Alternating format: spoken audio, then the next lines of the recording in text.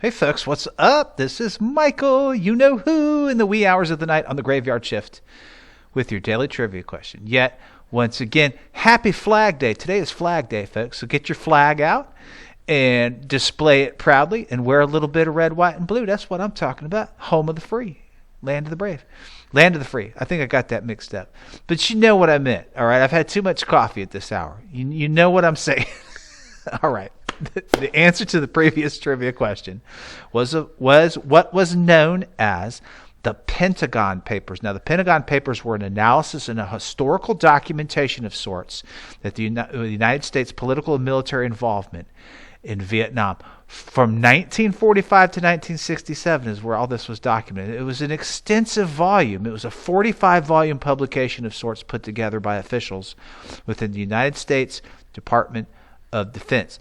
The Pentagon covered a very extensive timeline, okay, like I was saying, and they were officially called the Report of the Office of the Secretary of Defense Vietnam Task Force, okay, and they were classified at the time as top secret and sensitive. We came to know them as the Pentagon Papers. Now, what the Pentagon Papers demonstrated, among other things, in actuality, was that the Johnson administration had systematically lied, not only to the public, but also to Congress about the overall involvement, the United States involvement in Vietnam. And they also revealed that the United States had secretly enlarged the scope of its actions in the Vietnam War, and that throughout a total of 4 administrations, the public had been misled. This included from Truman all the way to Johnson. Now, they were first brought to the attention of the public when the New York Times began publishing the Pentagon paper excerpts on June 13th, 1971, which, lo and behold, was the focus of the trivia question. Media publicity, state protests, political controversy, and lawsuits immediately followed. 15 other newspapers then began receiving copies of the Pentagon Papers and began publishing it. Now, this quickly rose, the whole legal aspects and legal challenges of this whole thing quickly rose through the U.S. legal system to the Supreme Court very quickly.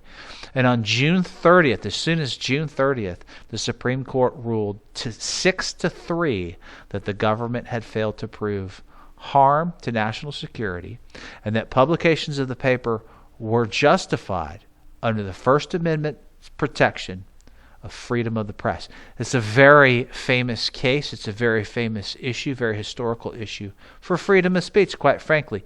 A couple of cool geek factoids about this whole thing is that the Pentagon Papers, in its origin, were released by a man named Daniel Ellsberg, who had worked on the study, who was Department of Defense staff, and he quickly became kind of an anti-war kind of a person. He would go on to be charged with a lot of things because of this. Remember, this is the 70s, folks. So he was charged with conspiracy, espionage, theft of government property. It's kind of like a WikiLeaks of the 70s of sorts, if you will. All of these charges were later dismissed. The U.S., I thought this was an interesting little factoid. The assistant U.S. attorney who would seek injunctions against publications of the papers was none other than General William H. Rehnquist, who, if you remember history correctly, would go on to serve as the Supreme Court Chief Justice. Himself, he would go on to serve on the court. Now, the Pentagon Papers in its entirety are all available on the Government Archives website. I've included the link right there. So if you got some time on your hands, you can read them from start to finish, that's for sure. All right, folks, let's get this Flag Day Tuesday started with a brand new trivia question for June 14th. Here we go. On this day in 1922, at a dedication and memorial ceremony in Baltimore, Maryland, this person would become the first president of the United States to have his voice transmitted by radio, thereby ushering in a revolutionary shift in how presidents addressed the American public. Don't go for the obvious, folks. There's a lot of people could fit into this. Remember the year. Know your presidents. Have a good Tuesday.